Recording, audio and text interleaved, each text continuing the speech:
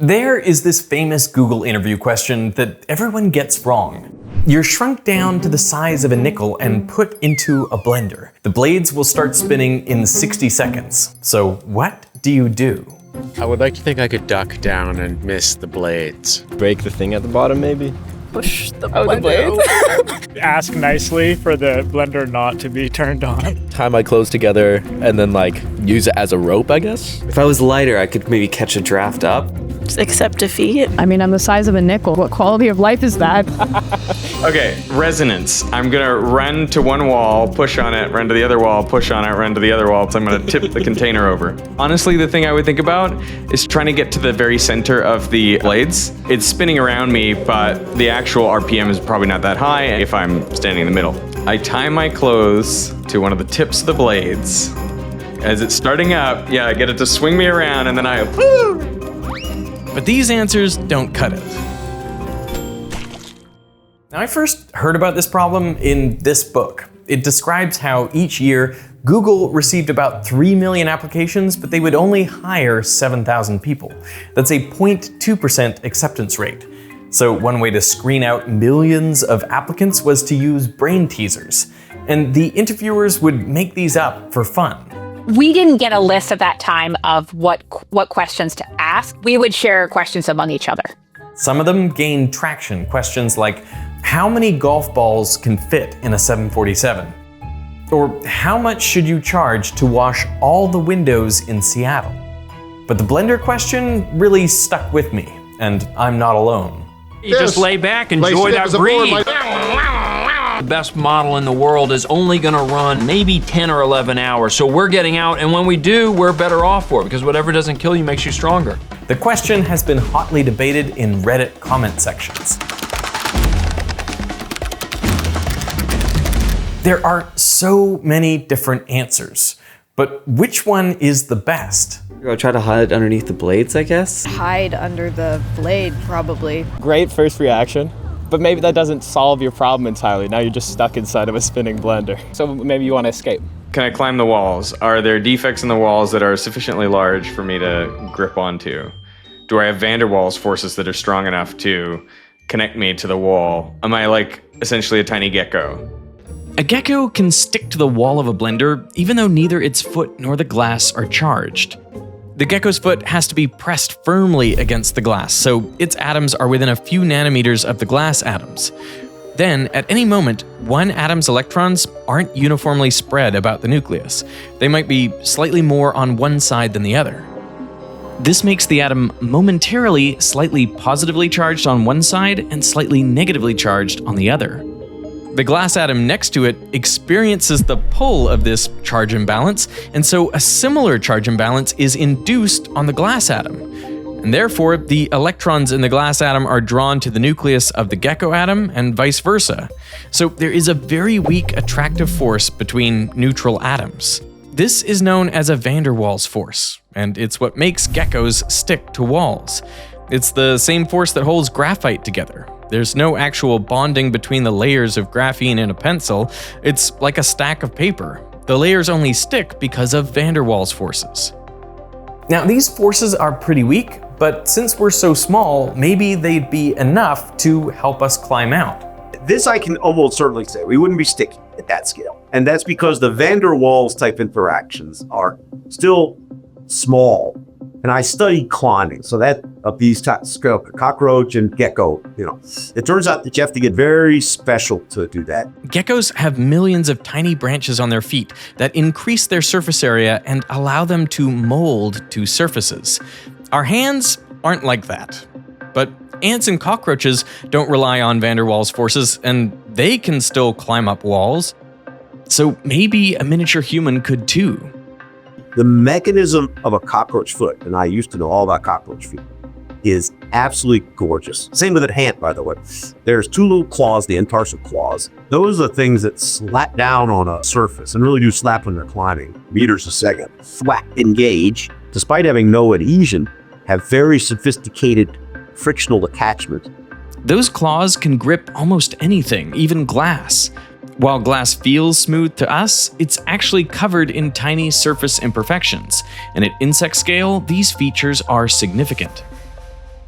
Ants basically have climbing gear. Well, yeah. They're like using little like axes basically to pick their way in. We don't have the attachment discs or whatever that would be, or like the special claws or the Van der Waals forces. No, we have claws. If you're that scale, our fingers are claws. But we only really we have 2 claws, really. And then our feet aren't great at climbing. I don't know. Well, again, at that scale, though, I don't know, right? Imagine putting a little sharp spike into your foot, then sharpen your shoes, wear high heel shoes. You'll be good to go. So now I'm climbing in heels. But there's still a problem. I mean, I'll have to be pretty careful placing each hand and foot slowly. It's gonna take longer than 60 seconds to get out. And in that time, the blades will have started spinning. One mistake, and I'm a smoothie. So Google was looking for a different answer. Okay, now we're going to the physics building. Maybe they know? Yeah, I really got nothing. I'm stumped. This is so embarrassing. We're in like our last year of our degree. We should definitely know this. I feel like I could probably swing running around the sides and yeeting myself out. Okay, if we're just talking about the entropy, it should increase at some point. So some sort of chaos should be. None of the system will stay undisrupted. Take that as a limit to infinity and I'll be chilling. Like using that logic, if I just like extrapolate, right? No, that's still too big for me to quantum tunnel or anything like that. Whoa, whoa, whoa, whoa. I mean, that is really overthinking it. It's actually not that complicated. Do you want to hear the best answer I've heard yet? Sure.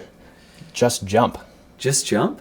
How would that work? Just jump. How? Does that work like that? Jump where? Out of the blender, just go up. So whoever told you that is... It's crazy, right? Yeah. That makes sense to you? No, it doesn't, but... Do you want to hear why that works? Yeah, tell me how it works.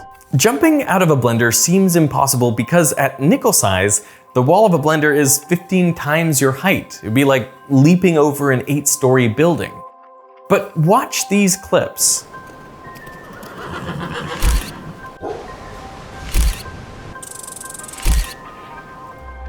Did you notice it? A horse, a dog, and a squirrel. They all jump to about the same height. This is exactly what Alfonso Borelli, the father of biomechanics, looked at in the 17th century.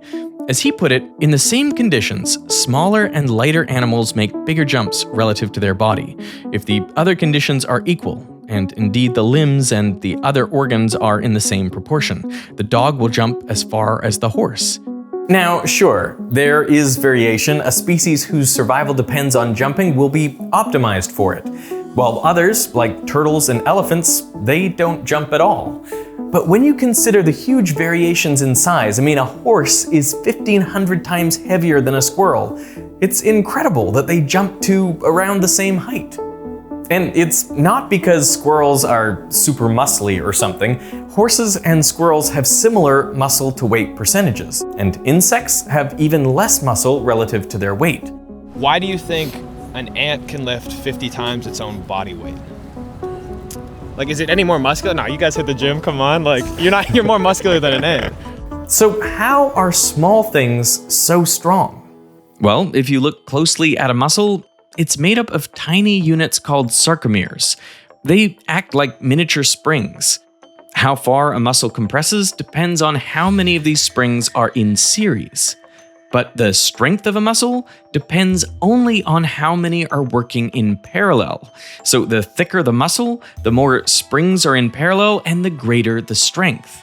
Therefore, strength depends on the cross-sectional area of a muscle. And as animals shrink, this cross-sectional area scales down with the square of their height. But an animal's weight is proportional to its volume, so that scales with the cube of their height. So as you scale down, weight decreases faster than strength, and as a result, smaller animals have much higher strength to weight ratios. I mean, you could probably lift your own weight, like if you were to put your own body weight on your back and squat that, you could now lift 100 times. Yeah. Let's go. And for us stuck in that blender, that extra strength relative to our weight means we could jump right out. Your surface area decreases with the square. You'd be like a little Superman.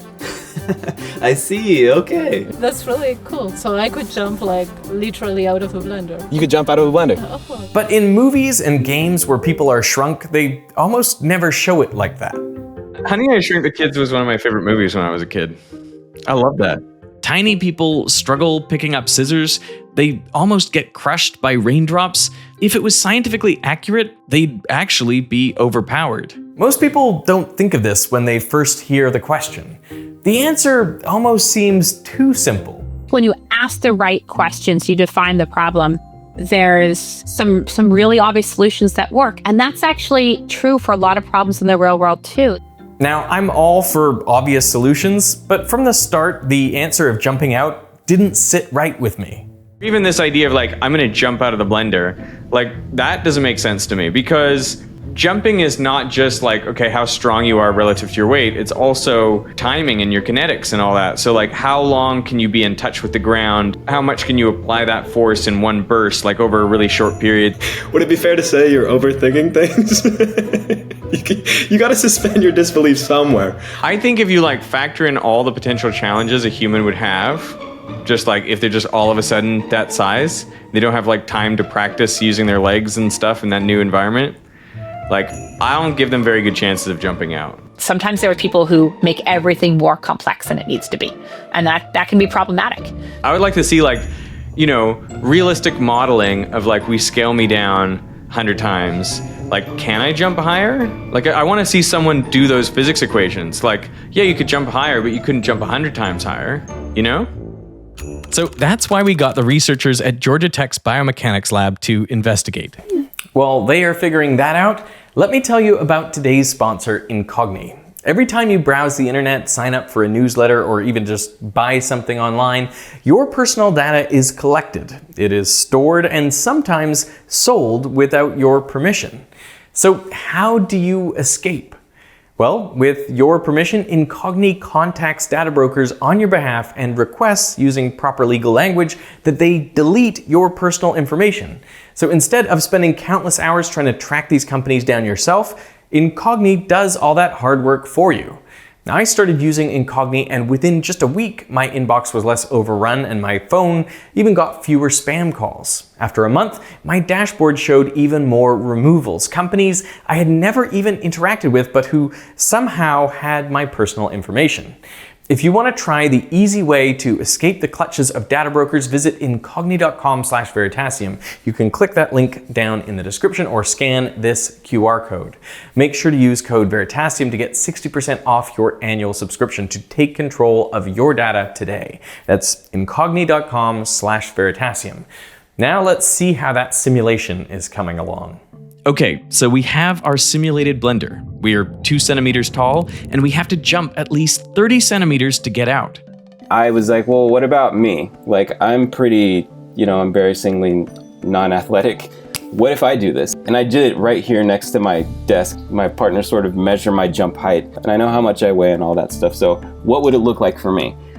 If we have a person that weighs 84 kilograms, is squatting 15 centimeters, and has a jump height of 27 centimeters, that person, if they were scaled down to 1% of their original size, they would jump 42 centimeters high.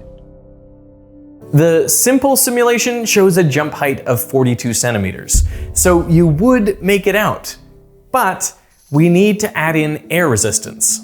Since our cross-sectional area is now 100 times larger relative to our weight, drag should have a greater effect at nickel size.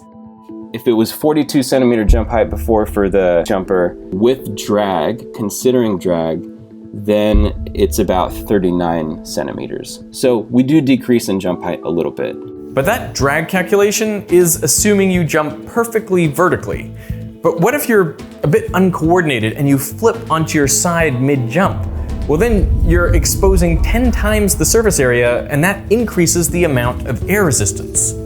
Like, if somehow you flipped and you were still moving up like this, like, what is the air resistance then? So doing that means 22 centimeter jump height. Oh, so we don't, oh darn. If you start getting overconfident and you wanted to do like a backflip while you were at it, then you're gonna mess it up, yeah. Don't backflip out of the blender is a good piece of advice. Don't try and show off. You're trying to not get chopped up. Just go head first. It's not so much getting out of the blender, it's what happens next. You've got 2 nickel-sized men free in the world. Think of the possibilities. The simulation came back. You can jump out of the freaking blender. All right. Okay. I'm glad we went through this this exercise. Do you want me to do another month of research on this? No, like you've done enough. You've done enough. I'm convinced. I feel like jumping is an unsatisfactory answer. It was unsatisfactory when you mentioned it in the first place. And you went through and you got the simulation, you got the model, and you're like, look, you know, our little guy can jump 40 centimeters, so are you convinced now? And I'm like, I guess? But like, my spidey sense was tingling. Oh, what's it now? Something going on. You're telling me that I have to apply a force in 1/1000th of a second, and I have to undergo 278 Gs. I'm not gonna survive that. So what I'm getting now is that like my intuition was good. I think everyone's intuition who's like, you can't jump out of a blender, I think they're right.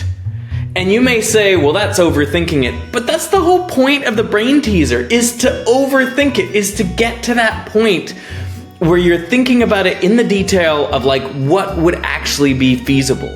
A whole lot of things would go wrong.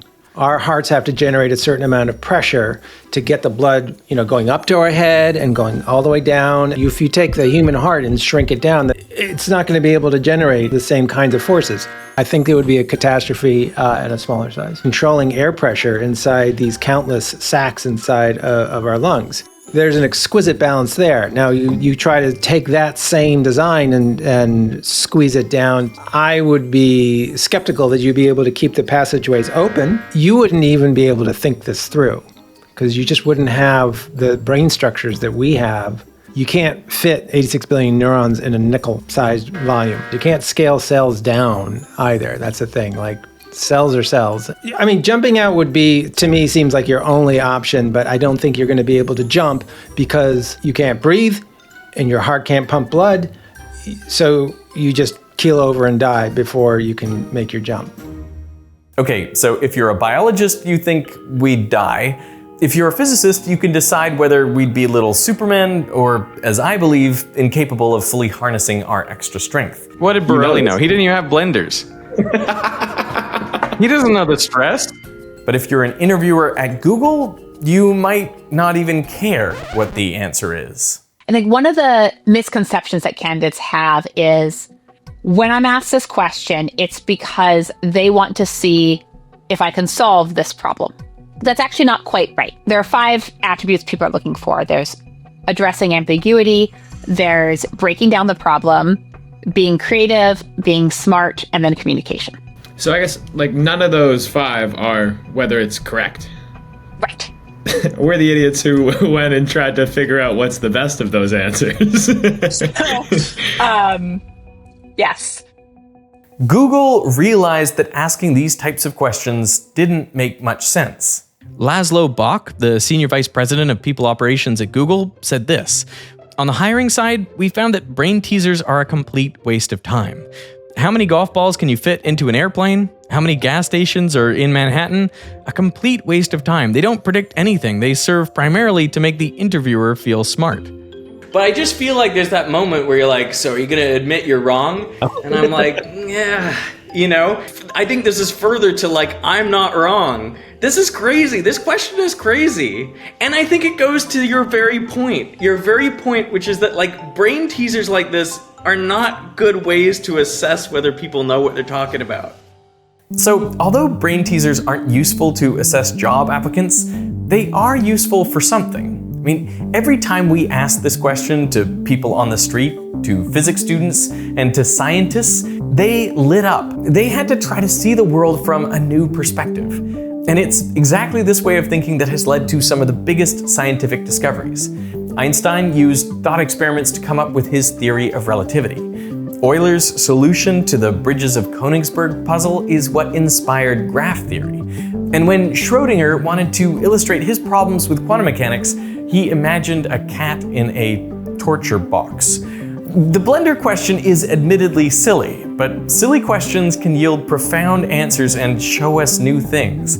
I think in order to learn something new, you have to be willing to embrace the ridiculous and just go with it.